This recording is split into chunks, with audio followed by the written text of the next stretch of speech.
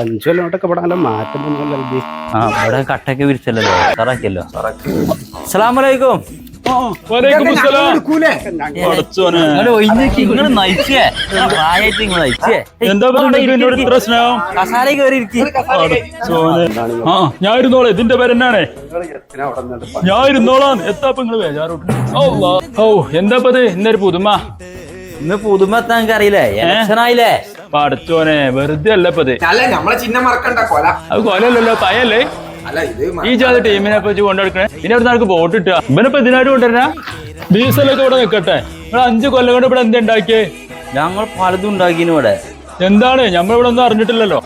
ചോന കഴിഞ്ഞ പ്രാവശ്യം പോയി അത് തൂക്കം പിടിച്ച് കത്തില്ലേ ആട്. ഈ പ്രാവശ്യം ഞങ്ങൾ ജയിച്ചാണെങ്കിൽ ഒട്ടകം ഉണ്ട്.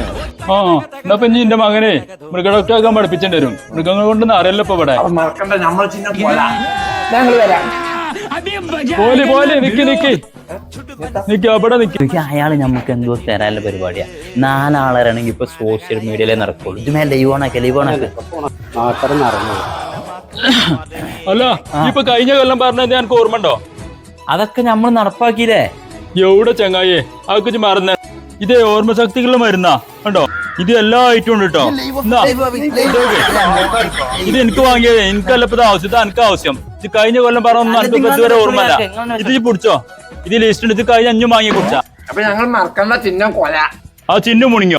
ഏതാ ചെങ്ങ കിട്ടണ ബോട്ട് കാട്ട്. ഏതായാലും